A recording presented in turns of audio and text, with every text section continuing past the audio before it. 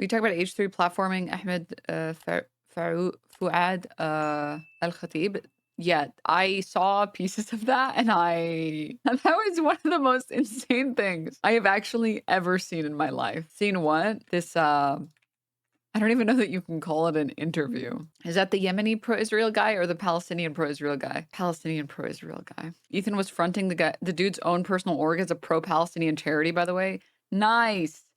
Good. That's good. Oh no.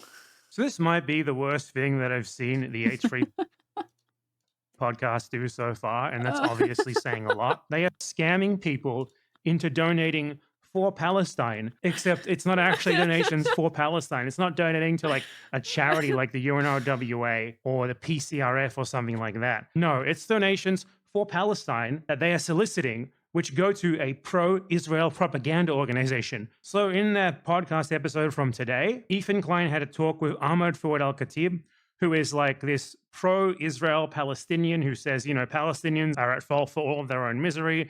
Israel does nothing wrong. And he works for the Atlantic Council propaganda organization. He's basically like the one guy who these Israelis prop up as their like token, look, a Palestinian who agrees with us sort of guy. So he always does the rounds. It seems like they can't find any other. But this video isn't about that. I'll probably be covering that on my stream this week.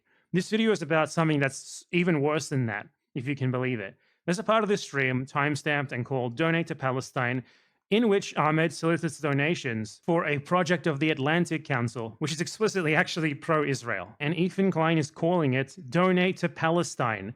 And Ahmed himself also tried to imply this was donations for Palestine, rather than literally just throwing your money at a fucking pro-Israel think tank / propaganda organization. So here's that segment. See, Donate to Palestine. What's he got to say? Let's check it out. As I work at the Atlantic Council, where I am a resident senior fellow, but also I run Realign for Palestine through the Atlantic Council, and I have a we have like our own standalone website, realignforpalestine.org. There is a donate button.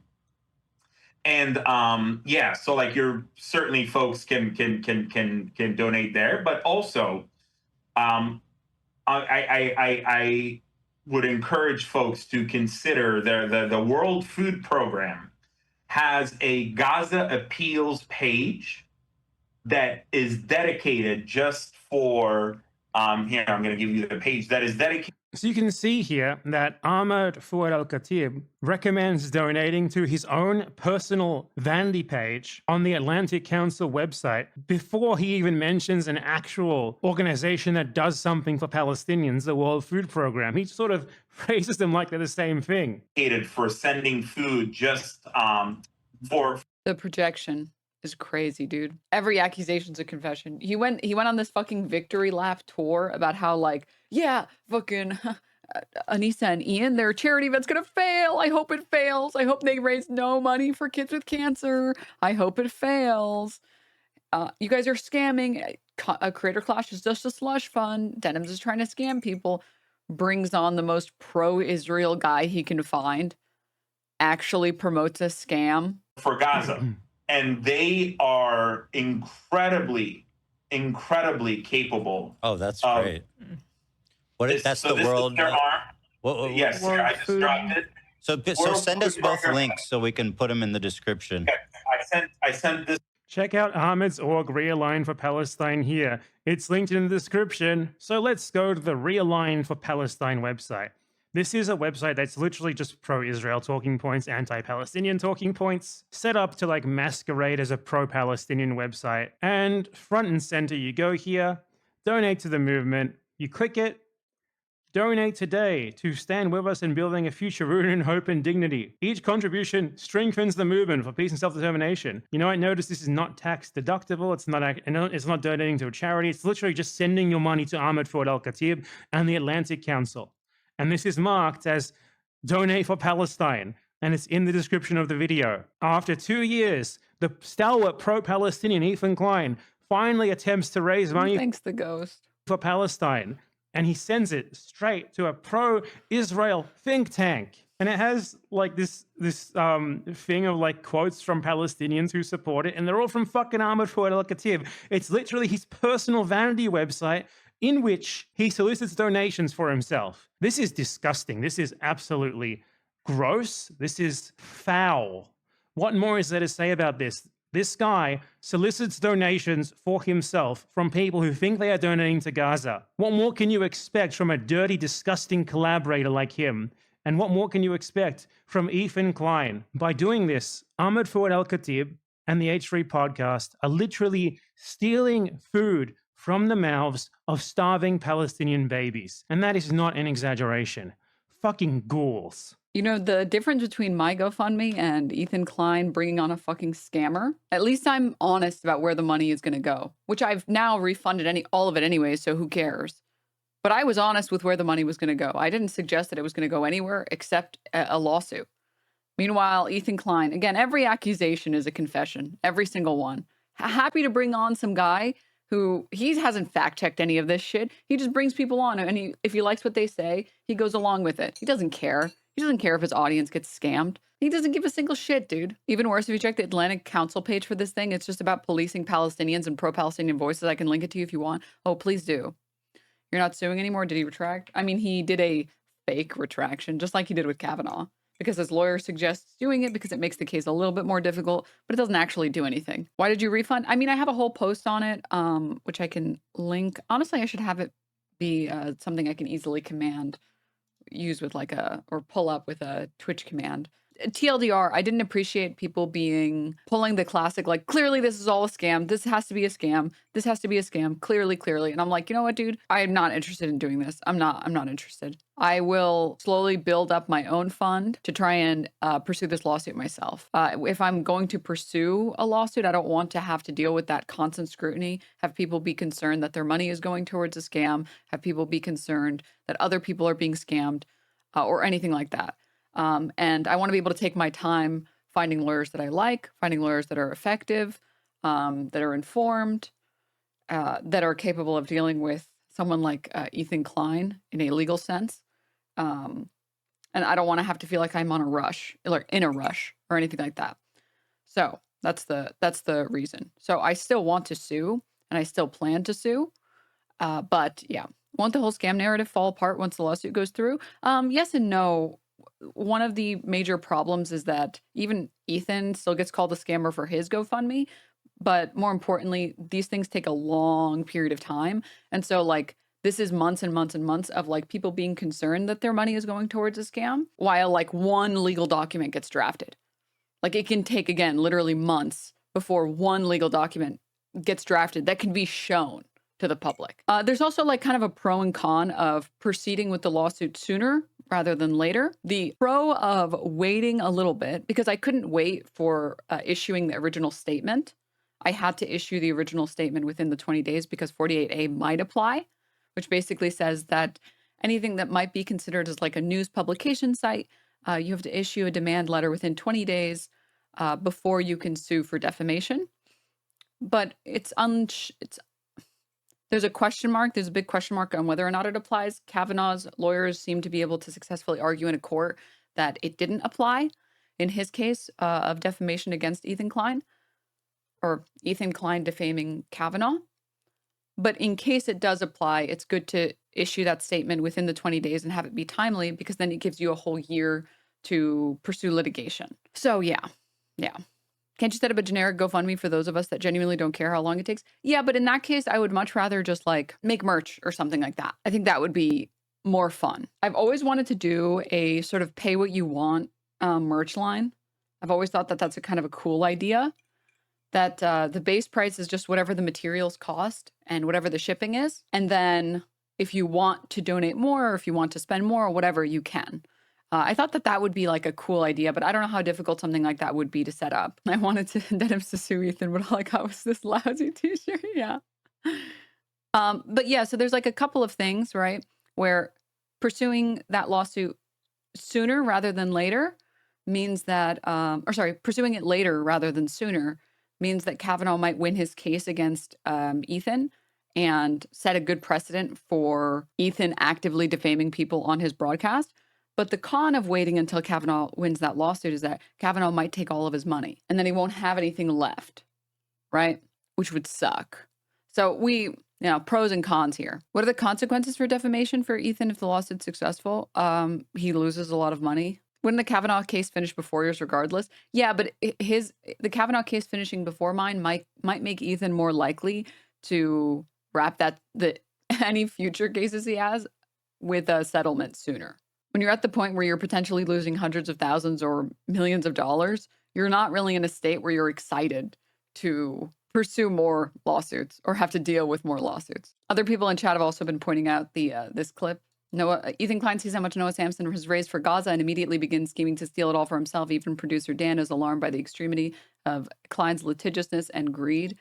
I mean, I wouldn't even go that far. I just think it's very obvious that Ethan Klein is a very egocentric person and egotistical person, and he just wants all the fame and glory for himself.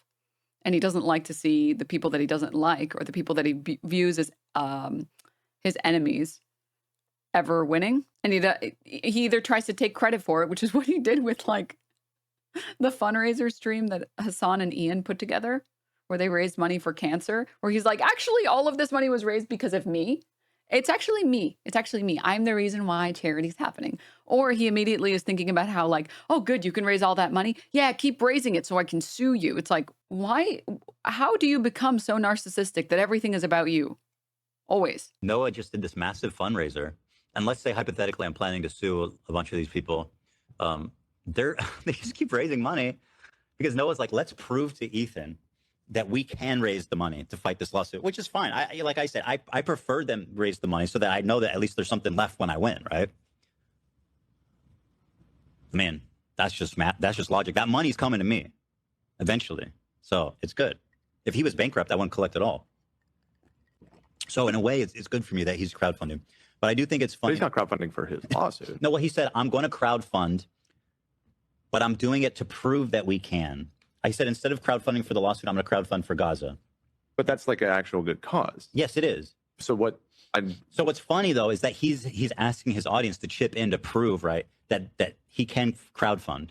It doesn't prove anything but of the sort at all. There's got to be a limit. He can't go and you think he's going to go? Well, also more people are obviously more willing to give to a cause that's going to a good cause versus some dude's lawsuit. Yeah, totally. That too. But at the end of the day, it's awesome. Yeah. I think it's fucking great. I love it. These guys are the best. What was his argument even? What even was his argument besides the fact that he's jealous? He's not being included and he wants to be included and he wants to feel involved and included. Trying to decide. I think I want to watch this now. I couldn't decide if I wanted to watch this with you guys, but since so many of you have seen bits and pieces of it, it seems like you guys are interested. Because I watched a little bit. I watched maybe 5 minutes and I was kind of in awe. A guest, let's bring him on. His name is, once again, Ahmed Fuad Al-Khatib, and I'll have him tell you about his background. Mm-hmm. But he's a peace activist, a Palestinian peace activist, someone who I've been following for a while with great admiration. Because he, kind of like me, all this guy does. There he is. I'll let him speak for himself. Hello, Ahmed. How are you? Thanks for calling. Yes, of course. Thank you. Dude, why is it that anyone that's pro-Israel just starts putting K's where there are no K's? Why is he saying Ahmed? There's no K in the name Ahmed. Why do they do this? I'll let him speak for himself. Hello, Ahmed. How are you? Thanks for... Hello, Ahmed. There's no K there. It's just Ahmed. Or Ahmed. I don't understand. I genuinely don't understand. Calling. Yes, of course. Thanks for having me on. Hello. I'm very grateful for the perspective that you've brought to this from the very beginning, because I think I'm like you. I'm someone who's in favor of peace, who's in favor. Why does it actually look like a Hamas flag in the background? Dude, actually, it just reminded me of a really funny clip that I don't think I showed you guys. This has to be top 10 clips I've seen. Hey, there's chat in emoji mode, but they're still able to convey. There's Hamas. What the fuck? There's Hamas. Oh, sorry. No, that's the flag. My bad. That put the toll at 100,000 or more. This is up there with the clip of someone saying Ila's an ugly, dumb bitch or something like that. And he says, that's anti-Semitic. And Dan's like, what? And he's like, oh, sorry. No, it's not. No, it's not. Sorry. I thought they were saying because she was Jewish. Sorry. Okay. favor of Palestinian liberation, who hates Hamas, right? But also doesn't think that like it's a good idea to erase it. You know, the genocidal language that they deploy, that the co-signing the violence that you're saying now, and it's like anyone who's isn't black and white just gets absolutely, you know, annihilated in the court of public opinion these days. Has that been your experience?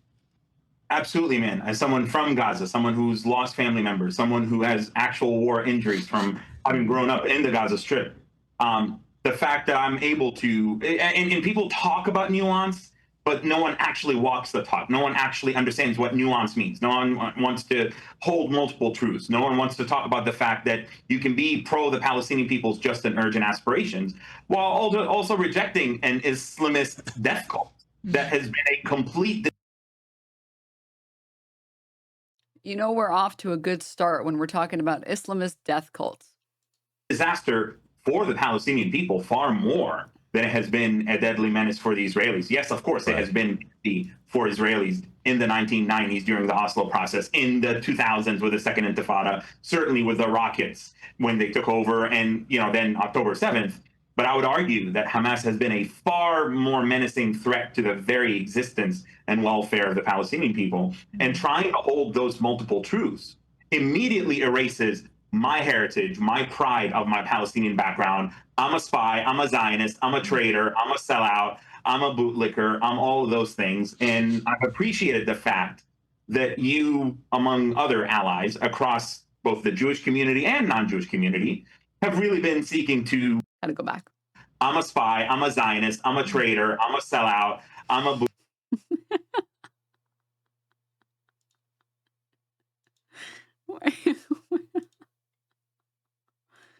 Wait, this is a good time to bring this back. Criticizing me is that I'm crashing out, I'm losing my mind, I'm crazy, I'm schizo-posting, whatever, yada, yada, yada. The problem is that I'm crazy. Right. I'm crashing out, I'm crashing out, I'm crazy, I'm schizo-posting, I'm schizo-posting. It's also indoctrinated a lot of people into thinking that this is an okay way to behave. Different perspectives. Period. I'm crashing out, I'm losing my mind, I'm crazy, I'm schizo-posting. Right. Palestinian background. I'm a spy, I'm a Zionist, I'm a traitor, I'm a sellout, I'm a bootlicker, I'm all of those things.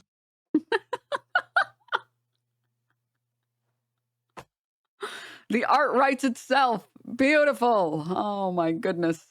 And I've appreciated the fact that you, among other allies across both the Jewish community and non-Jewish community, have really been seeking to bolster those of us who are trying our best to be pragmatic, be moderates, be reasonable, be about our people's rights without promoting terrorism, which is very sexy nowadays among some circles, which is despicable. You know, one thing that after October 7th that really shook me was... And by the way, the evidence of supporting terrorism is always that leftists are capable of providing analysis, not justification, and saying, yeah, no shit that these people, these Palestinians, these Gazans take up arms after their home is destroyed, their schools are destroyed, their hospitals are destroyed, their family is killed, they lose limbs. Yeah, no shit. Americans fantasize about being able to kill a home robber. They have wet dreams about it. People buy like walls of guns just at the idea, just like, oh, I hope this guy comes to I hope someone tries to come steal a TV so I can kill them. Yes. How dare you? That's my property. Yes, I have to. Yes. And the idea that after losing everything, you should keep being peaceful no matter what, no matter how hard you, no matter how badly you feel, you can never, ever, ever, ever, ever be violent. And if you are ever violent in any way, shape, or form, you are a terrorist and you are terrorist scum. And it doesn't make sense why you would ever pick up a gun to fight oppressors. And you can be able to look at that analysis and say, this is why this is happening without condoning it. You can say, yeah, of course, killing civilians is unacceptable. Of course, acts of terrorism are acceptable. Of course, all of these things are true. But you are not going to fix the issue, and you're not going to stop that from happening if you aren't willing to actually look at the material conditions of these people. It's the same thing with like crime rates in America. I'm sorry, you're not going to solve armed robbery. You're not going to solve murders. You're not going to solve like crime rates unless you actually look at people's material conditions and try and remedy the problems that they're dealing with. People in times of peace with their material conditions met generally do not commit crime. Generally. There are rare exceptions, obviously. But most people, most sane people, don't go out of their way to commit acts of violence when they have all of their material conditions met. And instead of actually looking at the material conditions, instead of actually looking and providing actual analysis to try and actually solve the conflict, it's much easier to say, brown people terrorists, they're all bad, nuke all of Gaza, who gives a fuck? I'm pretty new to Denims. Has she always been Marxist? I've always been, I don't know how else to phrase it other than solution-oriented. Whatever works and makes the world better should be done. Obviously, not every end justifies the means. Of course not. But if there are easy solutions and we've tested these solutions and they work, we should commit to these solutions, right? So like, if we know that providing housing to people helps people bounce back and shortens the duration of homelessness and allows these people to reintegrate, and not providing them any assistance only worsens the homelessness problem, and putting them in jail doesn't actually solve anything, then of course I'm for that position, right? No, I'm not a pragmatic person because, I don't really like the term pragmatic because it also puts you in the same camp as a lot of like shitty people that think that ends justify the means, which is a bad way of thinking. I'm for solutions that are people-oriented, that don't harm people in the process. As long as the means are peaceful, as long as the means are beneficial, as long as the means are humanist in their practice, if it helps create a better world, of course, right? Like that's just, it's just very simple. It just so happens that those also are all Marxist positions, right? Yeah, the ends and the means must be a net positive. Exactly. And then, you start from that perspective and then you realize, oh, this is just the Marxist perspective. Okay. All right. Got it. It's kind of like Medicare for all. Americans want Medicare for all. They just don't want it by its name. And they just don't know what Medicare for all is. It's like, I feel like a lot of people who are Marxists were Marxists before they knew what Marxism was or knew the name for Marxism. Completely unexpected was the outward support for Hamas, like immediately after. Because like I always had this understanding, like, oh, everybody knows they're like evil and they're bad guys and they're terrorists, right? But then after October 7th, I had my co-host, Hassan Piker, I came on here to be like, dude, isn't this crazy? And he's unable to say a bad thing about them. The audience is in It's literally not true. That's literally not true. It's so stupid because like Hassan has condemned the civilian deaths on October 7th. I don't even understand like what universe we're living in. It seems to be in full support of Hamas. And I didn't even consider that a possibility. I was like a completely reality shattering for me when I saw that. And it's, continued since then. Literally 8-year-old kid, the Rizzler, he sees people homeless and says, let's give them free houses. Yeah, I'm getting word. I'm hearing this for the first time. The Rizzler went on Fortnite Friday and said, let's solve the housing crisis with housing first policy. Woke. They're wokeifying the kids. They're woking them. It's really something, Well, you just hit on basically why I decided to put myself forth. I worked for an international philanthropic organization and research organization focused on Africa before October 7th for the last 8 years. And I've maintained my contact with Gaza ever since I came here, and we can get into elements of my story later. But while I've been on and off involved with what you would call the mainstream pro-Palestine movement, I had stepped away. But I was shocked myself that in the past, at least there was the pretense, and I'll be honest with you, like there was the pretense, a goodwill effort, or at least a recognition of saying, well, I'm not down with Hamas, but the blockade. Well, I'm not down with Hamas, but Israeli policies. Well, no, I'm with the Palestinian people. I don't support Hamas and there were tiers of that, right? Mm-hmm. And then on October 7th, I would say something flipped, something really shifted. But I want to share though, before October 7th, going way back, there were elements of supporters for Hamas throughout the movement, but it was generally understood. They had to keep it low key. Precisely, keep it low key, and they were genuinely I believed the smaller elements. So, for example, in the first war, I was, I'm 35 right now. I was 18 in 2008, 2009. I remember, and I was always, very good in like public talking, and I was always making, a compelling case for why what's happening in Gaza is unjust, etc. I remember vividly in San Francisco, a reporter asking me, well, what do you think about these rockets that Hamas is shooting? They're indiscriminate, they're terrible. And I remember answering the reporter, of course I'm against Hamas's rockets, and I'm against random acts of violence. And that's not what the Palestinian people want, because Gazans don't want Hamas. And even back then, they didn't want these unmasked dudes. They just show up next to your house. They put up this launching pad, silly launching pad. Also, yeah. Bro's 35. That's crazy. 35 going on 50. That's crazy. It's crazy. I can't wait for Ethan Klein to say that that's anti-Semitic. They shoot off the missile, and then Israeli aircraft come and just like destroy the whole area.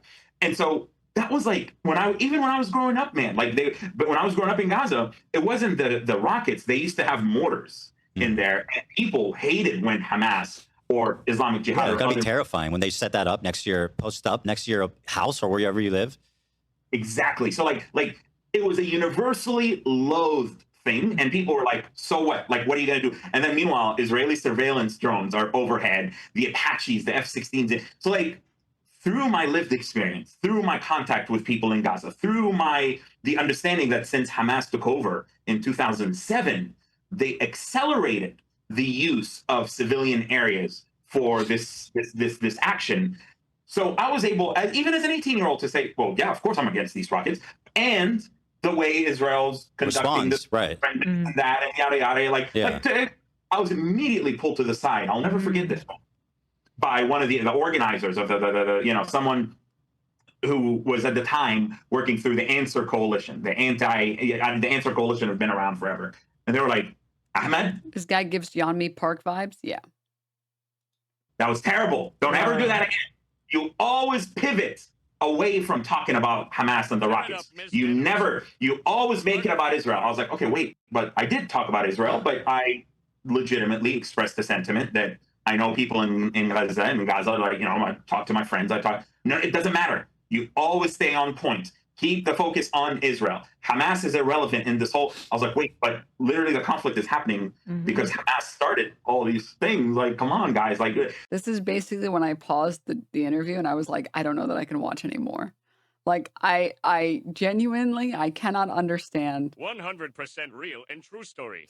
And then everybody clapped. I cannot understand the universe that you live in, where you as Ethan Klein bring this guy on to make a case for Israel, and he proceeds to make the worst case possible for Israel. You bring on a guy who says that he was speaking at some event. He doesn't specify exactly what it is. He says like Answer Coalition or something like that.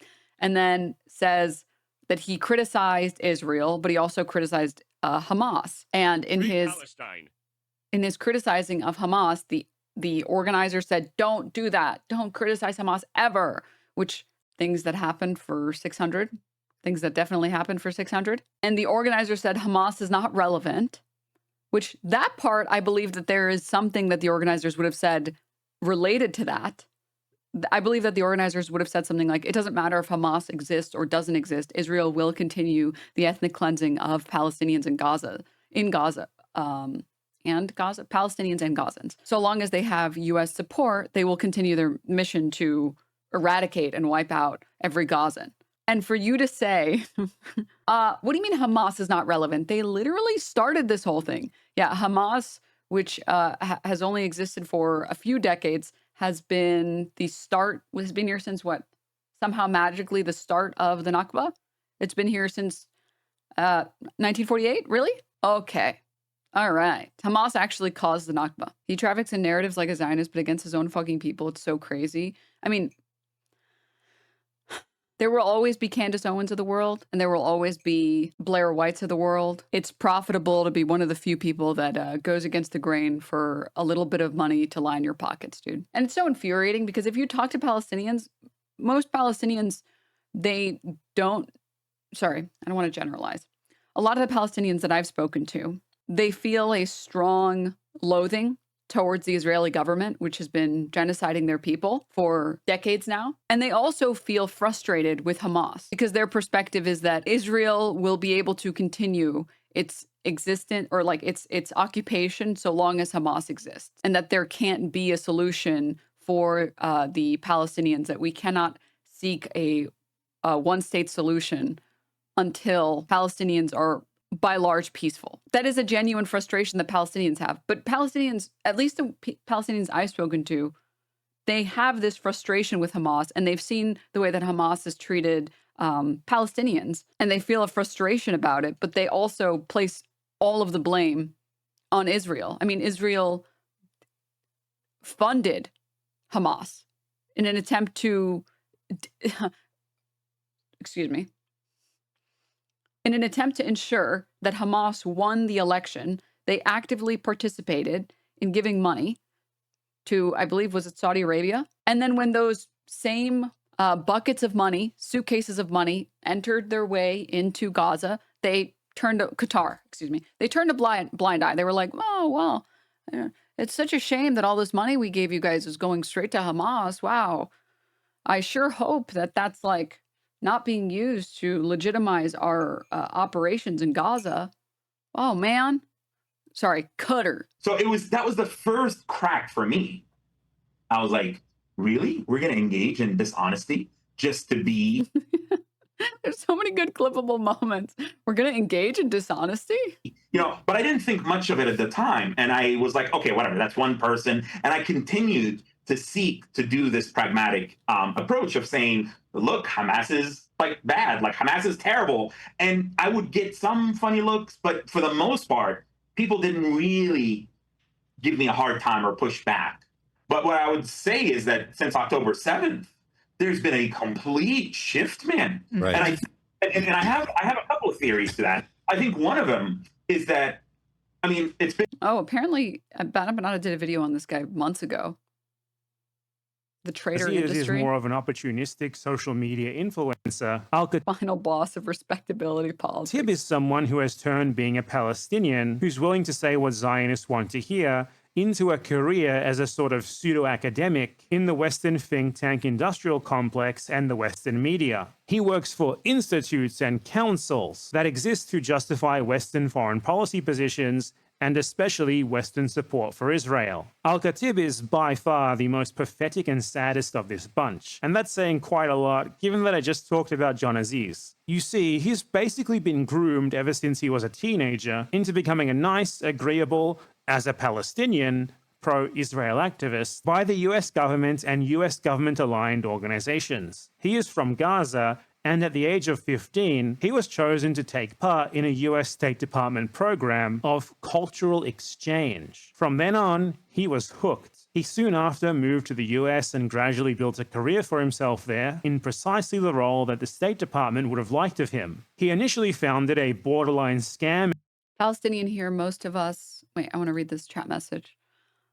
Cheddar says, Palestinian here, most of us don't like Hamas and their way of governing, but we do recognize that Israel doesn't do what it does because of Hamas. The other thing is that all the other axes of resistance have been completely undermined. Yeah. And again, this is just like my experience talking to other Palestinians as well. They've echoed the same thing, which is there are people whose lives have been worsened by Hamas and by the act of Hamas, and they don't agree with the actions of Hamas, the governing of Hamas, etc. But at the end of the day, the reality is that Israel is the reason that Hamas is in power, and Israel is the only party here that can actually end this war. Axes, yes, sir. NGO with the impossible goal of convincing the Israelis to allow Gaza to have an airport again, which was never going to happen given that the Israelis intentionally destroyed Gaza's airport themselves back in 2002. He then moved on to studying, I shit you not, 2 degrees in intelligence studies at the American Military University, something which you're obviously not going to be doing as a Palestinian unless the US military and government see you as a... I need the timestamp for him saying, I'm a traitor, I'm a spy. I'm a spy, I'm a Zionist, I'm a traitor, I'm a sellout, I'm a bootlicker, I'm all of those things.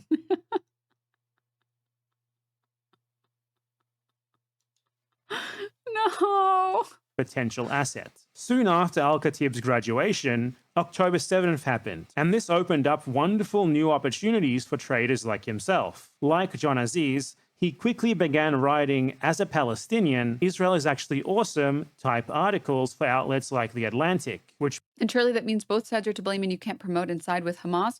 The problem is that there's money to be made and there's an easy audience to garner by convincing people like you or anyone else for that matter that anyone who spends most of their time criticizing Israel must love Hamas. When in reality, all of the people that criticize Israel and spend most of their energy and time criticizing Israel haven't said a single pro-Hamas thing.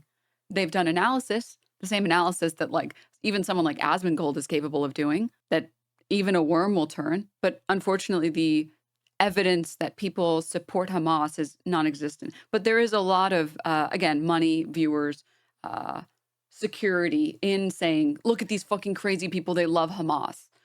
But when you actually have to provide evidence of this that doesn't say anything, that no one is actually saying anything about Hamas. No, you all side with Hamas. You don't see Palestinian protests asking Hamas to free hostages. Huh? Chatter, could you provide evidence of like any creator siding with Hamas or like something a chatter has said in here that's siding with Hamas? Okay, they're not going to type anymore. They're just going to talk to chatters. This always happens. which, by the way, was founded by a former Israeli prison guard. And now, wouldn't you know it, he's a senior resident fellow for the Atlantic Council, a pro-US government and pro-Israel think tank. From them, he is undoubtedly earning at least a six-figure salary on top of all the other income that he's generating from this from other sources. He gets to appear in the media and paint himself as some sort of representative of the Palestinian people. He gets to write op-eds. He's massively expanded his social media following. Basically, he's getting all of the material rewards that anyone could possibly hope for from selling their people out. And I honestly wouldn't be surprised if the income that he's generating from this goes into the millions. His willingness to sell out his people has gotten him entry into the exclusive upper echelons of American society. There is a catch though, and it's the one that is what makes Al-Khatib the most pathetic of this bunch. You see, in spite of all his pro-Israel advocacy, Al-Khatib is still a Palestinian, and a Gazan Palestinian at that. So the Israelis for whom he sold his soul still treat him and his family like they're basically animals. When Al-Khatib was 11 years old, playing with his friends, 3 of them were killed in an Israeli double-tap airstrike, which is one airstrike that is then followed up by a second strike, which is intended to kill anyone who tries to help the victims of the first. In 2017, after he had already received US citizenship and was well established as a pro-Israel activist, he attempted to enter Israel to visit family who lived there, but was refused entry solely on the basis that he is Palestinian. In October 2023, his own family home, which he grew up in, was precisely and deliberately targeted in an Israeli airstrike with bombs likely provided by the same US government who he has devoted his life to, with no advance warning given to the inhabitants. 30 of his immediate and extended family members were... Chatter says, how do you live through all of this and still turn on your own people? I guess he sleeps on his bags of money that he gets from shitting on Palestinians. Were inside. A number of them were killed, including numerous children. Later, after they were evacuated, the survivors among his family were struck again. This time, 31 of them were killed, all at once. You might think that having been a victim of such barbarity, such unimaginable trauma at the hands of the Israelis, would help Al-Khatib to see the error of his ways. But you'd be very, very wrong. His reaction to this was to write a flurry of op-eds, for which he was undoubtedly paid handsomely, that rationalized the murder of his family with the notion that the Israeli people are merely lashing out due to trauma, and that coexistence with those who are currently blowing countless families, including his own, to smithereens is the only way forward. The true party to blame for all of this, according to Al-Khatib, is always Hamas or some other Palestinian group. He is careful not to blame Israel too directly, framing what they do. This chatter responded, it's fair to have criticism on Israel, and it's also fair to do the same with Palestine. There's copious evidence online that people who side with Palestine are extremely far-leaning on the side of hating against Israel and taking accountability. Hamas are clearly a problem here as well, and streamers like Asmon do not support either side. At the end of the day, Hamas are terrorists. This is what people like Asmongold fight for, to prevent people promoting them like Hassan. There's so much to unpack here. Where do I start? I'm just going to ignore your commentary, I think, at the moment about Asman and Hassan because I don't want to get sidetracked here. And I'm going to try and make a simple analogy to branch off of. The problem with what you're suggesting is that you're doing the equivalent of, you know, that thing that happened in school where a bully would start bullying you and maybe they shove you or maybe they punch you and then you punch them back and then you both get sent to detention for misbehaving. And you in that position will say, well, this is not fair. I would never even have engaged at all if I wasn't being actively attacked. Yeah, maybe, you know what? I decked him and he broke like 3 teeth and that was too far of a response. But I have no interest in behaving this way in the first place. It's not my fault that they literally started this altercation. And do you remember the frustration you would feel when the like principal or your teacher would say, I'm disappointed in both of you. And you're like, wait, what the fuck? What do you mean both of us? This is not a both sides thing. Yeah, I went too far in my response. That's true. But like, this is not a both sides situation. What the fuck? That's sort of what you're doing here. Israel has all of the power in this situation. They have all of the power to provide food, to provide water, to provide electricity, to provide building materials, to provide any type of aid at all, medical supplies.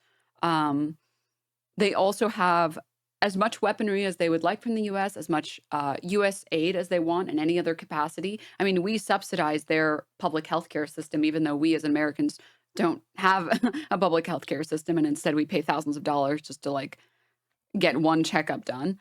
Neither here nor there. That's sort of a separate point, separate gripe that I have. But to both sides, a situation where one party has significantly more financial aid, has significantly more power over the other party is not only is it cruel, but it's also inaccurate. It's not a situation where you can both sides this. You can say, I don't condone Hamas's targeting of civilians, their killing of civilians, their any of these other things. Of course, I can't condone any of these things. But at the end of the day, Israel is the reason that the genocide is continuing to occur. Israel has been killing tens of thousands, hundreds of thousands of Palestinians for ages before Hamas. And I'm going to suggest to you the same thing that I've suggested to other people. If you believe that Hamas is the root of all evil here, I highly recommend looking into some of the stuff that Israeli officials have said about Palestinians.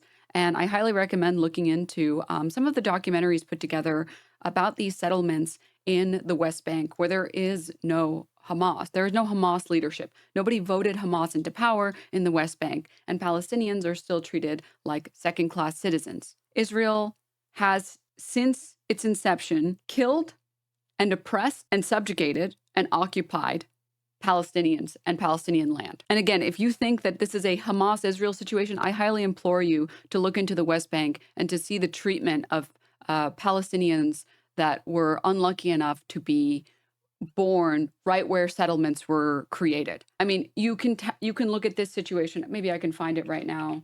I don't know if I'll be able to find it. I found it last time. I honestly should just have this like saved at this point. So a really good video that shows like this Palestinian family that lives in the West Bank and obviously Louis Theroux's documentary recently on the settlements. But I really like this clip because I think it shows just like how unfair this situation is. Let me see. It's the video of the man who's like, there was literally a checkpoint built in front of his door. What's life like here for you? I saw you just pass through a checkpoint. You can see for yourself, it's really hard here. Who has lived in this home his whole life. In the 1980s, Israel set up this checkpoint in front of his house. Fadil now has to check in every time he leaves or enters his own home. How do they make life difficult for you? I mean, as you can see, they don't even let our relatives visit our house. My daughter's married, so they let her come over, but her husband isn't allowed. And when you have to pass, what do you need to show the soldier? My name and my ID number. And you can walk down here? No. Just here. Wow. We're not allowed to go there. Fadil isn't alone. And then she talks further about how all of these streets are segregated and all this other stuff. Like, this is not Hamas-controlled territory. This is the West Bank. West Bank is all the way over here, man. Gaza Strip is all the way over here. There's no Hamas governance in the West Bank. And the West Bank is broken up into a bunch of settlements where people are treated like second-class citizens. Can you genuinely just like really try and picture it yourself? You live in a house that you've lived in your entire life. Maybe your parents lived in that house and they gave it to you. Maybe their parents lived in that house, etc. And then the IDF rolls around and says, yeah, well, sorry, I know that there's no Hamas organizations here and there's no Hamas governance here, but we're building a checkpoint right in front of your door. And you have to show us your papers every time you want to go outside and anytime you want to enter. And sometimes if you want like your daughter's family member or husband to enter, we won't allow it. Your friends, we won't allow them to come over. No, we have full control over that. And this is one story. This is one story. Again, I do implore you to look at like Louis Theroux's documentary as well on this. It really informs you on the type of people that enter these settlements and the Americans and the Europeans with Jewish heritage that come and take these people's homes. I mean, here's another example. Also in the West Bank, Palestinian woman cries and screams everything I've worked for and suffered for as she evacuates her 3-story home in the village of Kafir el-Dik, Selfit in the West Bank after Israeli authorities warned they were coming to demolish it. In the background stands the illegal Israeli settlement of Ali Zahav, expanding without consequence while Palestinian homes are reduced to rubble. This wave of demolition orders across the West Bank is the direct implementation of a policy pushed by Israel's finance minister, convicted terrorist Bezalel Smotrich, who has openly vowed to demolish more than Palestinians build.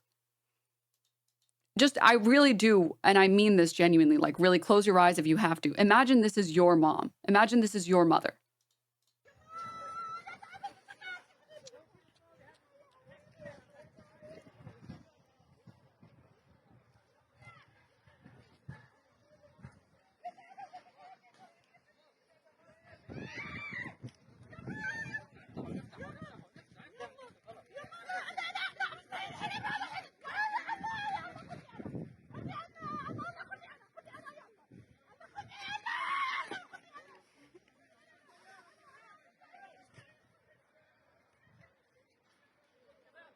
To pretend like this is an Israel versus Hamas and this is a fair fight between these two parties and that you can both sides this or that you can take the enlightened centrist position is a very privileged stance to hold. It's very easy to say, well, I condemn both sides.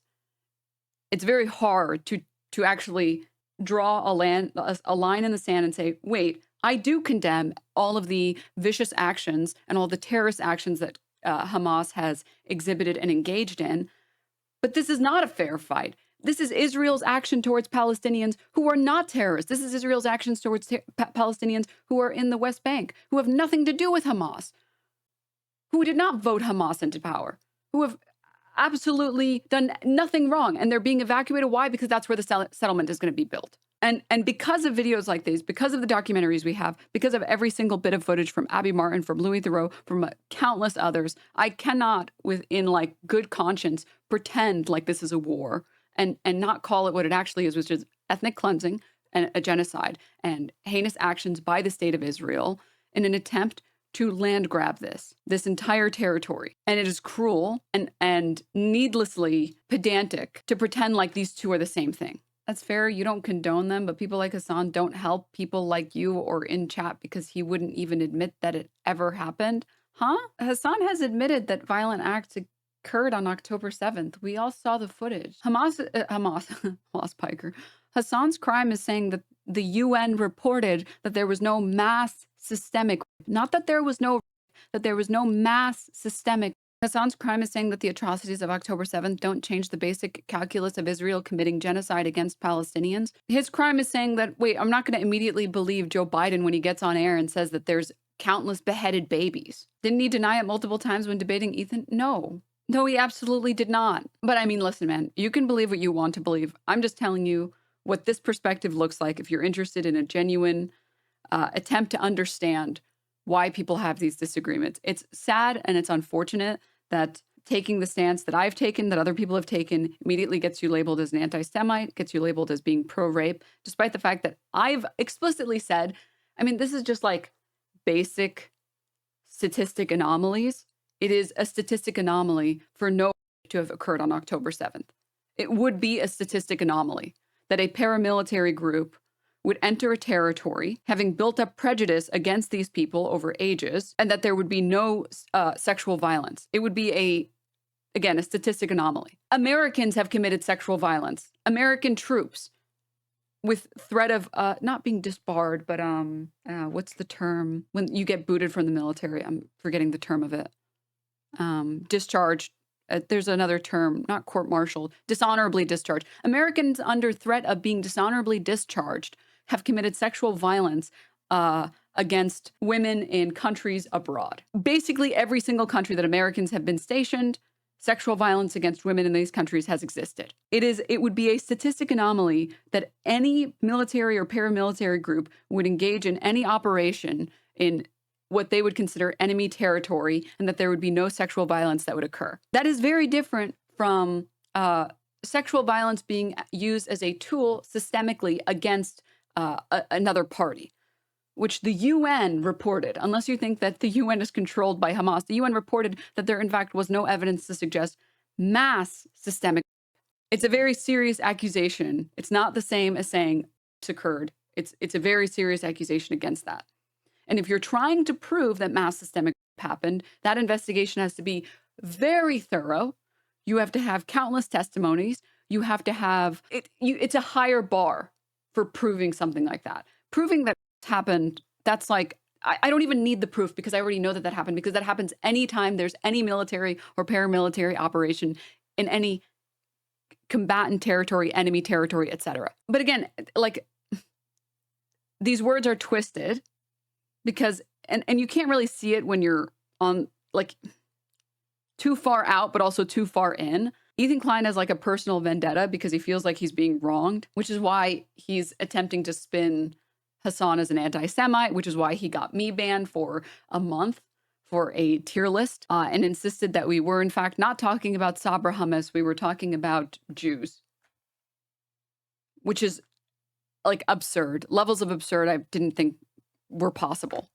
But I don't want to get too caught up in the sauce. I want to get back to these stories that we're talking about here today. Listen, man, you can have your opinion. You can have whatever opinion you want. Credit where credit is due. You know what? I will disagree with Chad a little bit here. I don't think this chatter is dumb. I think this chatter has been misled. Okay? Because it's free, easy content to farm other people and paint them in the least charitable light. And I believe in you, Palladium. Okay, I believe that you have a genuine desire to learn more about the conflict, and you have a genuine desire to understand these things better and have a genuine understanding of everything. So I believe in you. You continue on your quest for the truth, man. All right. I believe in you. Moving on. You're nicer than me. No, it's not that I'm nicer. It's that when a chatter comes in and they're like, you love and you hate Jews, it's like, well, I'm just going to ban you because you're like, you're too far gone. You're fried past the point where I can save you. If a chatter comes in and they say something like this, it's like, okay, you're willing to have a conversation. If you're willing to, I'm down. Because the crazy thing, by the way, about like the Hamas like approval rates, like one example of one poll that often gets misconstrued. This is peak manufactured consent. There's this poll that was making the rounds a year or two ago about how Palestinians love Hamas. And when you ask them if they like Hamas or not, it's like 80% of Gazans say they love Hamas. And then in that same poll, if you actually go to the source of that poll and you scroll down and you say, have you seen the atrocities or videos of October 7th? The vast majority say no. When you offer to show Gazans these videos and then ask them afterward, do you still support Hamas? The approval rate drops like less than half. After Gazans who literally haven't had power, electricity, water, food, medicine, homes, hospitals. They couldn't have seen this footage if they wanted to see it because there was a telecommunications blackout during October 7th and the months and weeks and potentially years in some areas in Gaza. When you show these people the footage and you show them here's the atrocities that occurred on October 7th, Gazans overwhelmingly look at that and say, okay, I don't support Hamas anymore. I haven't seen any of this stuff. My understanding was that they didn't commit atrocities against civilians. But if CNN or MSNBC or Fox News actually reported fairly, people might have a genuinely nuanced perspective and recognize that the people in Gaza are not bloodthirsty freaks that they're just human beings? What if they actually did love Hamas? Would your support for Palestinians in Gaza change? I would point towards the Norm Finkelstein clip. I have to ask you this, Norm, because I'm sure people raise this with you. The fact that Ansar Allah says, curse the Jews. It's their slogan, I Their think. slogan. Death to America, death to Israel. Curse the Jews. Yeah. Now, I don't know what I say to that, but I want to hear it. Yeah. I don't get hot under the collar about those things, and not because I'm giving people a pass. Israel describes itself as the state of the Jewish people. Right. What do you expect these people to do? Have they ever met a Jew who was nice to them? I doubt it. So if they conflate the two, let Israel, call itself by the name. It's call itself the state of the Nazi people, and that problem wouldn't arise. So then they would just say they hate Nazis, and then the matter would disappear. So I don't get excited about those things. I've said this story before, so you'll forgive me. My parents, as you know, they passed through the Nazi Holocaust, and in later years, they read a lot of the history. They wanted to know what happened to them, what happened to their family. And I remember my father knew Russian. He learned it late in life, but he knew Russian. And he was reading a Russian book on the Nazi Holocaust, okay? And he came over to me and he said, "This is a good book. I like this book." So why do you like this book, Dad? He said to me, because they don't talk about they don't talk about the Nazis. They talk about the Germans. He hated that distinction. Because for him, you have to understand, for him, my mother, every German was a Nazi. That they didn't meet other Germans. It's not as if they went to Germany and they went and saw some Wagner in the opera house. He was also a Nazi. Right. Yeah. For them, they only knew Germans as Nazis. So I never tried to persuade my father. I remember I once asked my mother, I said, "Mom, do you ever remember meeting," because I was trying to make, the humanistic argument. Right. I said, "Mom, did you ever see a German who wasn't utterly vile, horrible?" I wouldn't use the word vile. Horrible. She said to me, one time, I saw one German who seemed to have been not happy with what was going on. One, you get me? One. And so the Houthis, all they see of Jews is what Israel is doing to Gaza, Israel's doing to Lebanon, Israel's doing here, Israel's doing there. I can't get it. And it doesn't help that Israel calls itself the home of the Jews, the home for the Jews, that Israel has a prerogative or that they have a motivation to conflate Judaism with Zionism as much as they can, as much as possible. Excited about that. It's not because I give a pass to anti-Semitism. It's because you have to look at the context. Of course. And I understood where my father's coming from. And I'm not going to hold somebody else to a more stringent standard than I held my own parents. I mean, again, any attempt that I will try to frame or phrase what Norm talks about here will be a pathetic attempt, because he says it amazing. It's just Mr. Borelli. But again, like you have to think about what your life would look like, what your positions would look like, what your opinions would look like as a Gazan. And even despite the harsh treatment and the cruelty of the world, the overwhelming cruelty that they've had to deal with, that the Gazans have had to deal with, and despite the fact that they've lost homes, family members, buildings, schools, hospitals, limbs, despite all of that, they are still capable of looking at atrocities occurring to others and empathizing and saying, I do not wish that. I believe that, Israel as a state, Israel's government, and maybe even Israel's people are oppressing us and trying to kill us. And even despite that, I can't condone Hamas's actions and condone Hamas butchering these people in the way that they have. Even despite their circumstances, they can look at other people's suffering and say, I don't condone that. My point in just bringing up that study was the fact that, like, it's such an easy way to show people that what you understand about this conflict, what you've been shown about this conflict, is more likely than not a very manufactured version to build your consent up for destruction of Gaza, that Israel has a right to defend itself. And if you looked at these polls or surveys or whatever in their entirety, you would find that the Gazans are actually human beings just like me and you. And despite the cruelty that they've suffered, they are still, again, just human beings like me and you. So, yeah, I just wanted to highlight this because, again, it's just such a good piece. But, oh, God, back to this guy. I'm a spy. I'm a Zionist. Back to this guy. Fuck, dude. I was going to read a comment before we get there. I think one important, Chatter said, I think one important thing is that the IDF are systematic.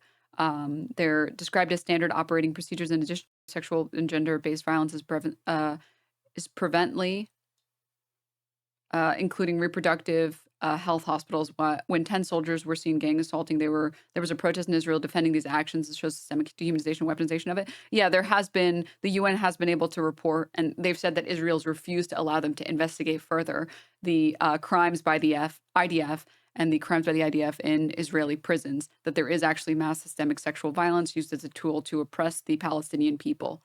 The fact that there were protests in Israel by Israelis is obscene to me. It's just, yeah. I meant prevent. Oh, sorry.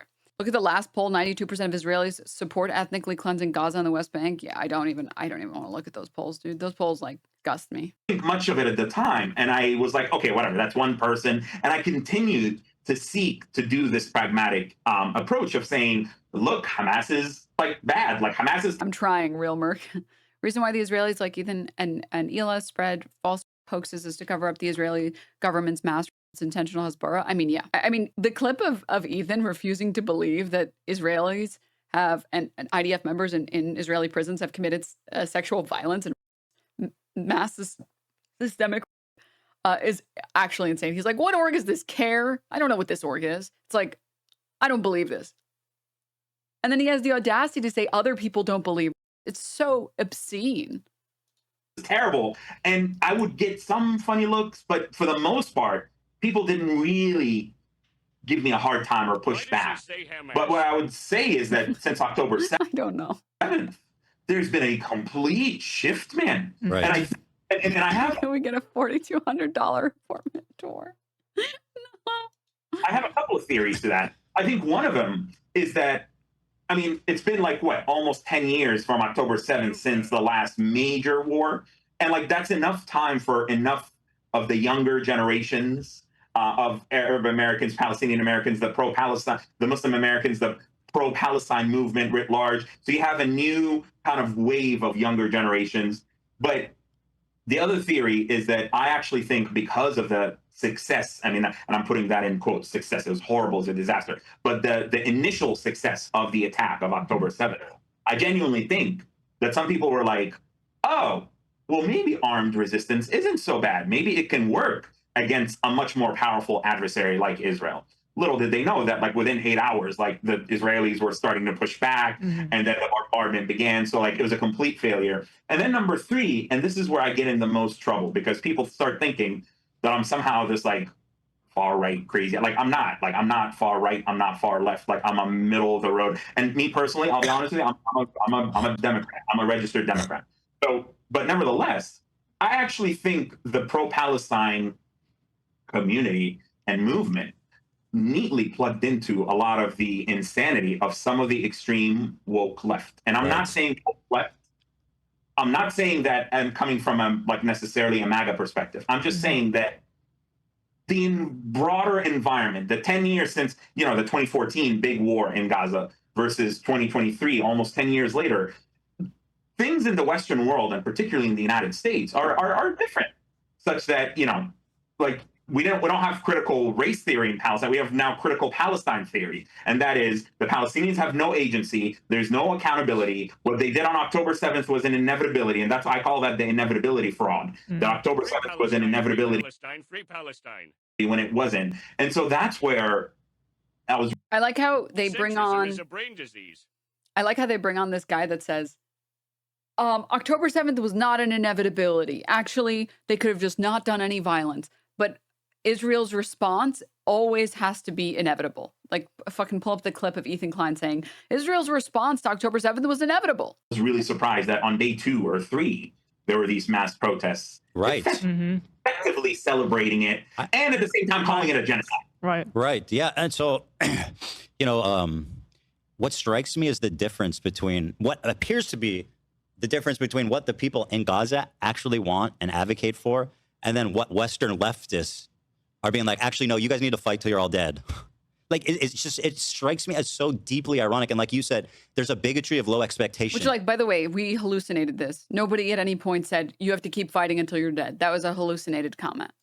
Where it's like, of course, these people are going to act like barbarians. Of course, they're going to want to be violent. Of course, they're going to be like this. It's like, no, that doesn't, it doesn't. It's like, how little do you think of them that you think that they have to act out in this way? Like, it's one thing to say, I understand why they're doing it.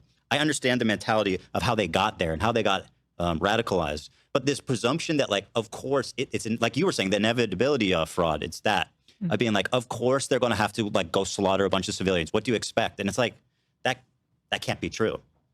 Precisely that, brother. And I mean, I was on a YouTube show with a famous, European, let's not mention names. I don't like to mention names, but I was a famous economist. And he's like, he knows best because those Europeans, they're going to tell me as a Gazan what time it is. And he was like, well, of course the Palestinians in Gaza are going to act, his words verbatim, this is a quote, of course the Gazans are going to act like animals. Yeah, he said that. Yes, on live YouTube show. Of course they're going to act like animals on October 7th and like total barbarians because Israel made them into animals and barbarians. Israel made them into animals. I was like, okay, we need a little bit of a timeout, sir. First of all, that is incredibly racist. And then he got all worked up like, no, I'm not racist. The Israelis are the worst creatures and they're worst. I was like, whoa. Excuse me, sir. First of all, the decision to launch October 7th was a decision. It was a choice. It was not an inevitability. It didn't have to happen. All of these Western, experts in academia make it seem like Gaza was starving, that Gazans were like a North Korea-style famine in '94, crawling on the floor looking for crumbs of food, when in fact, this was a decision by Sinwar and Dave, 2 psychopaths underground, who not only didn't consult the rest. Going to deny all of the footage that we have pre-October 7th of Israel committing atrocities against Gazans. We're just going to ignore that. Just going to ignore everything pre-October 7th. The October 7th just happened magically because Muslims are just so evil. Do you think he seasons it or do you think he licks the boot raw? Oh, definitely raw. Dog poop and all, just like deep throating it for sure. Rest of Gaza. They didn't even consult the rest of Hamas and the rest of Iran and the axis of resistance, Iran and Hezbollah, who had nebulous ideas about this happening. But basically, he went into like total operational security mode and decided to do this on his own. My point is that this was a very narrow, specific operation against Saudi and Israeli normalization. This was a military coup within Hamas. Hamas's popularity was down in the toilet in Gaza before October 7th. So this was an attempt to rejuvenate the armed resistance narrative and fraud, but on behalf of which Hamas siphoned so many resources of the Palestinian people's resources. And again, I say this because At Denims, I'm an army officer in the Sweden Army. Why do you and people in chat think you are some experts on what and how the IDF chooses their targets and objectives, what information they work on, and what the soldiers see on the ground? Do you have any idea how war works? I have to say, I'm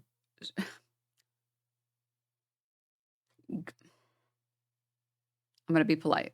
I'm not going to be mean. I'm not going to be mean. I'm not going to do it. We're operating with the information that the IDF has given us. When we talk about Israel's war goals, it's because it's coming straight out of their mouth. Let me pull up one of the videos that I unfortunately closed. It's my biggest mistake. I always close videos too early, and then I end up needing to show the video over and over and over again. Okay, only took me a billion tabs, but we got it. Not the original link. I had to find it again. This is another good example. Yeah, one second. I was talking about this one that we showed.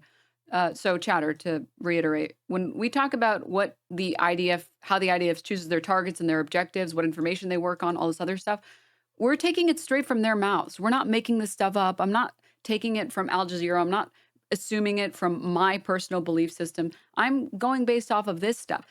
Ex-Israeli lawmakers' shocking remarks. The comment came after Yair Golan, a retired IDF deputy chief of staff and head of the newly reformed political party, the Democrats, accused Israel of killing babies as a hobby. This is a retired IDF deputy chief of staff saying that Israel's strategy is killing babies as a hobby. This is not coming even from me. This is the IDF saying it. And here is the ex-Israeli lawmaker saying every baby in Gaza is an enemy. I'll tell you more than that. Every child, every baby in Gaza is an enemy. The enemy is not Hamas, and it's not Hamas's military wing, like our chief military prosecutor tells us we're not allowed to harm a Hamas member unless they're part of the military wing. Every child in Gaza is the enemy. We need to conquer Gaza and colonize it and not leave a single Gazan child there. There is no other victory. Do you want me to not believe the Israeli lawmakers when they say it? Do you not want me to believe Netanyahu when he says it? Do you not want me to believe Gallant when he says it? Should I not believe it when it comes from their very words, from their very lips? Is you need to destroy their offspring to prevent them from creating more offspring. When there is a war. I'm curious to see what you have to say, Chatter, what the Swedish army officer has to say when hearing straight from the lips of Israeli lawmakers that their goal is to kill all the children in Gaza because Hamas is not the enemy, it's all Gazans. And how you have to feel about, let me pull up this story, this Times of Israel story. You claim that we can't speak on this because we aren't in the IDF. Well, what about straight from the lips of an ex-deputy chief of staff saying that soldiers were being sent to kill babies in Gaza as a hobby? Is it not okay when this guy says it? I mean, after all, he was only the ex-deputy chief of staff. The problem I see here is that one person doesn't make up an army. We have a chain of command, yes, but does that mean I will kill a baby on site? How many soldiers are on the ground? We're going with the not all IDF members kill babies. Sorry, I'll tell that to the countless parents that lost children to IDF members. Israel, free Palestine, people, pal, DNM rage. You don't understand, sir. Not all Nazis were killing Jewish children, okay? Some of them weren't. Some of them were just doing their job, showing up, and heading on home. Do you understand how this is how war crimes are justified? That instead of looking at the chain of command and seeing that the people in positions of power in the Israeli government have literally issued commands and can look at this system and see, yeah, you guys are just literally killing Palestinians for fun at this point, and nobody seems to give a fuck. That for you to look at that and not comment at all, except to say that not all IDF members like killing babies is justifying it. Chatter, do you know how many Israelis think that the war effort... Actually, no, wait. Before we talk about how many Israelis think that the war effort has gone too far, do you think this is not a loaded question? This is not a trick question. I'm not trying to bait you into anything. I'm asking you genuinely what you feel based on what you've seen online. Do you think too many children have died in Gaza? Do you think that too much destruction has occurred in Gaza? Not about a genocide, not about an ethnic cleansing. I'm not going to make you commit to anything serious, okay? I know we just met. But just, do you think the war effort has gone too far in Gaza? Nice chat, calling me Nazi. Go kill my... Ignore chat. It's just me and you, buddy, okay? Do you go on a date with someone and then you're like, dude, they're looking at me. The other people in the restaurant are looking at me. The server is so... No, you talk to your date. Okay, so shut the fuck up, ignore chat, and respond to my question. Do you feel like the war effort in Gaza has gone too far? Do you think that the Israeli government has gone too far, even a little bit, even like 1% too far? Like they've just killed too many children? Or maybe like the targeting of that prosthetics depot. Maybe that was too far. Do you think stories like this, do you think the fact that there are so many stories like this, do you think this is too far? That if the Israeli government's response has been too far, even by a little bit? Yes, maybe. Okay, great. You're great. Good job. You're a human being with emotions and empathy. Do you know how many Israelis think that the war effort has gone too far? Do you know? because I think that the number might actually fucking shock you, because it shocked me. This is the most recent poll from actually this month, from a few days ago. A new poll of Israeli Jews conducted by Penn State U reveals overwhelmingly 82% of Israeli Jews support ethnic cleansing of Gazans. 82% of those surveyed expressed support for the forced deportation of residents of the Gaza Strip, and 56% supported the forced deportation of Arab citizens of Israel. There's also this one. This is not the exact debate, but yeah, Sam Cedar brings it up to Ethan, and he talks about how this is, I think, from 2024. 39% think that the response, the Israeli military response, was about right. Another 34 think it's not gone far enough. 7% don't know, and only 19% think that it had gone too far. This is from April. This is from a year ago. I've been to Israel, but just been to Ukraine, so I know much more about that war. I've turned to Ukrainian cities. I can't imagine Israeli people would be a galaxy far away from how they feel or think. I mean, I would say that you're mistaken. I would say that you're mistaken, and that it's a lot easier to dehumanize Arabs and to dehumanize Muslims than it is for Russia, which is actively trying to annex Ukraine by claiming that it's Russian territory anyways to be able to dehumanize Ukrainians. It's harder to do that. Israel has spent probably millions or billions of dollars at this point helping to spread propaganda that all of the Jews will be murdered if Palestinians are given the ability to vote. One person, one vote. That the Arabs hate the Jews so much. Like, it has been a dedicated cause. Whereas, again, comparing Russia, Ukraine to Israel, Palestine, it's just not accurate. I understand that there are similarities, but there are too many differences to compare them. Also, I think this person was trying to compare Ukraine to Israel, which is disagree there. I didn't even consider that possibility. Listen, I'm not going to put you on the spot, man. You can sit on this information. You can marinate. You can let it brew. In fact, you can unfollow, leave, never come back. I don't really care. It doesn't really matter to me. I'm just telling you that we're not making these assumptions based on nothing. We're not creating them out of thin air. We're going based off of what IDF members say. We're going based off of what Israelis say. We're going based off of what lawmakers in Israel say. We're going based off of what ex-deputy chief and staffs are saying. We're going based off of what we're hearing from the people in positions of power in Israel and from the people in Israel. And the people overwhelmingly say that they're fine with the forced deportation of the residents in the Gaza Strip, which is a form of ethnic cleansing, removing people from their land. And the people in positions of power are overwhelmingly saying things like, every baby in Gaza is an enemy. You're not disagreeing with me.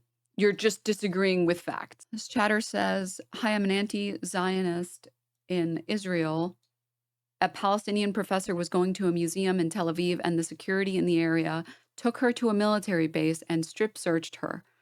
Country is sick and the society is sick. I mean, how do you, I don't understand how far gone you have to be, how much of your humanity you have to lose, that you start mocking and making fun of people who are losing their children. Like the TikToks, I want to throw up when I see the TikToks of Israelis pretending to mourn their children. They put on a hijab and then they black out some of their teeth and do some fake blood and whatever. Like, you are actually a ghoul. Your actions prove that you are sick and mentally unwell. That you would laugh at other people's suffering in the most disgusting, vile manner. And maybe this is the wrong time to show this. I don't think that there's necessarily a right time to show this, but I saw this on my feed and I just started bawling. It says, it's captioned with, a 16-year-old Palestinian teenager's dream of becoming a professional gymnast was shattered when an Israeli airstrike resulted in the amputation of both his legs and 4 fingers. This was me before the war, and this is my condition after the injury. You'll have to excuse me. I don't know gymnastics. I'm a gamer, okay? I said home. But he's doing not cartwheels, flips. Just someone who is more physically able than I am or watches more gymnasts, handsprings. He did 5 back-to-back back handsprings. And he says, I'm Ahmed Al-Ghalban, a 16-year-old, I think he said, in Gaza. I live in Beit Lahia in the El Shema region, or sorry, area. Since my brother and I were 7 years old, we've been dreaming of becoming gymnastics coaches and to become top-level gymnasts. So my brother encouraged me and told me there was a gymnastics club. Let's go sign up. And we were excited and we went and registered. And in the first month, the second we started getting used to gymnastics, learning how to flip and how to train, the coach showed us everything. Then when we got older and became advanced gymnasts, my brother Muhammad and I were taken by our coaches to major performances, big festivals, international events, even with foreigners and Christian organizers to places like Gaza and Khan Yunis. The coaches really liked us because we had high morale and we were skilled at gymnastics. And also because we're twins. On March 22nd, we received an evacuation order from the occupation forces to leave the area that we were in. So my brother Muhammad, my uncle, my cousin, and I went to move our things. Suddenly on the road, Israelis fired a direct shell at us. My brother, my uncle, and my cousin were killed, and as you can see, I lost both of my legs. And 4 fingers on my left hand. From the moment the shell hit, I sat like this and I started reciting the Quran. I looked over at my brother Muhammad and I saw him in his final breaths. And he was reciting the Quran and saying, "Praise be to God." And the boys came over and they took us in a rickshaw from the site of the injury to the hospital and to intensive care, all while we were reciting the Quran. My family hid the news of my brother dying because they couldn't bring themselves to tell me. Sorry, the messages were going really fast. My family hid the news of my brother Muhammad's killing from me for 15 days. They couldn't bring themselves to tell me because of how critical my condition was, and they didn't know how I would cope with it. During those 15 days, I kept asking my mom every day, "Where's Muhammad? How is he doing?" They would say, "Muhammad has his eyes closed. You've got your eyes open. You can pray for him and you can talk." And I told them, "Take me to him. I want to boost his spirits and see him and make sure that he's all right." And they would just say, "God willing, my dear, once things calm down and Muhammad gets better." My dream now is just for the war to end, for the border to open so I can travel abroad and get prosthetic limbs and return to Gaza, God willing. And God willing, I'll be able to walk again and I'll be able to go back to doing gymnastics and I'll be able to open a gymnastics club to teach young children and bring them joy. God willing. Before the injury, I was a gymnastics champion. My brother Muhammad and I used to go out every day to practice gymnastics somewhere by the sea. At the club, we'd always go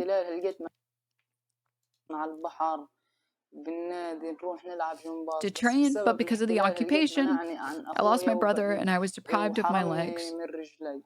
You want people to see this? And you want them to say both sides, and you want them to say this is like all Hamas's fault, as if Israel doesn't have the power to stop this right now, as if they haven't had it from the very first day, as if they couldn't have engaged in a ceasefire deal to release the hostages immediately. No, you don't understand. It's all Hamas's fault, and we need to, as many kids like this need to suffer first. How dare people like us accurately call out the state that's actually doing this, the state that's actually allowing this to continue? Do you think these people decided? Do you think these people got to decide where they were born? Like, how many? Like, tell me the number. Like, another 100,000 stories like this? 200? How many more, like, kids maimed is a good number for you so that the war can end, so we've successfully targeted enough Hamas members? And, like, I'm supposed to both sides when I see this fucking ghoulish piece of shit say every child, every baby in Gaza is an enemy. Like, are you fucking kidding me? These are the people in positions of power in Israel, and they're excited about it. They're saying we need to kill all of them, and you expect me to fucking both sides this shit? Like, It's just disgusting. No, I just don't understand the chain of command well enough. I don't understand that another 600,000, every single Gaza needs to die because I don't understand the chain of command well enough. It's just like take a look inward, man, and see what you are demanding of other people. Like this is from today. This is from today. Israel, Gaza will be entirely destroyed. To get an idea of what the Netanyahu government is planning and where this story is going, just listen to what Bezalel Smotrich is saying. Gaza will be completely destroyed because it's a terror infrastructure above and below ground. So it has to be completely destroyed. Smotrich is Israel's finance minister. He is a far-right ultra-nationalist, a key member of the coalition government whose support the prime minister depends on. The finance minister is saying to destroy all of Gaza. And people will look at this and say, well, not all IDF members. You know, some of them, it's really a both sides issue. Like, fuck you, man. Have some fucking humanity. Have some just like logic in your fucking brain. I'm sorry, chat. My God. He did. I don't understand how people can be so scummy. I just don't fucking get it. And then like this fucker has the audacity to come on and then say, it's really all Hamas's fault. Hamas is the only reason any of this is happening, as if the occupation hasn't been, we're nearly approaching a century. Narcissism all the way down. Yeah, Chatter says, Ethan and Neela talk about Palestinians having no agency. Where's the agency of Israel and America, who dropped 5 nuclear, I think it's like the equivalent of 5 nuclear bombs on captive population composed of 50% children. If you haven't seen it already, there's a documentary called Gaza's Our Home. It shows the before and after stories for filmmakers and families in Gaza. Yeah, I've been meaning to look into it. This dude also denies the genocide, refers to it in air quotes and satirical terms, and is angry that anyone says it's a genocide. It's like, dude, what a fucking pathetic loser, man. I just genuinely, it doesn't make sense to me. It doesn't make sense to me how people can go out of their way so hardcore to defend a military that's overwhelmingly filled with people who want to genocide Gazans. And obviously, as soon as like you actually talk to any of these people and show them that like they have a complete lack of humanity to constantly bring up the poor IDF members that not enough people are talking about and thinking about, they stop responding. They have to go respond to chat, run away, go talk to chat. And then they'll like tone police me and be like, see, now you're being mean to me for being upset about things that are more important than my feelings. It's like fucking cowardly behavior, dude. Not to center us, but these things are so hard to look at. It means a lot to be part of a community that can process this shit and be sad and angry together. I know there'll be a day where Palestine will be free. Yeah. Unfortunately for Israel, maintaining an oppressive apartheid state is a constant effort, and its constant actions of cruelty do not go unnoticed, and at a certain point, the dam will break, and you cannot oppress a people for forever. The imperial need for control is so desperate because it is so unnatural. Tyranny requires constant effort. It breaks. It leaks. Authority is brittle. Oppression is the mask of fear. Remember that. And know this. The day will come when all these skirmishes and battles, these moments of defiance, will have flooded the banks of the Empire's authority, and then there will be one too many. One single thing will break the siege. Remember this. A lighthearted topic, though, making fun of a dumbass chatter. Cowardly, you backed out from suing Ethan. No, I didn't. You have no reading comprehension. I refunded the GoFundMe so I can sue him with my own money, you fucking moron. You're so stupid. Oh my God, you people are so dumb. Some idiot online who has to divide 10 by 10 with a calculator tells you some shit because you're too lazy to read anything in your life, and you believe them because you're even dumber than they are. The guy who had to, he divided 10 by 10. $10 divided by 10. I mean, it's $1 an hour. That guy knows how to read. I can trust him because you're too lazy to read the text where it says, if and when I sue him, the if is only there. And again, like, how is Yeet capable of understanding this better than you? A drama channel, better capable to understand than you can, because you refuse to read. It says, I will be self-funded, you moron.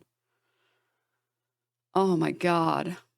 Chat, remember, it can always be worse. You can be so stupid that you have to take advice from Ethan Klein. That Ethan, you need you need text read and explained to and dissected to you by Ethan Klein. By what's 10 divided by 10? Siri, what's 10 divided by 10? Klein. Isn't that amazing? You will never be this stupid. Try as hard as you can. Eat as much lead as you can. Hit your head with a fucking hammer as many times as you can, and you will never be this stupid. God bless. What an amazing world we live in. Thank you, God. Thank you. You are the rent payer. You are the legend. Thank you, Ethan Klein. You are my best friend. You are the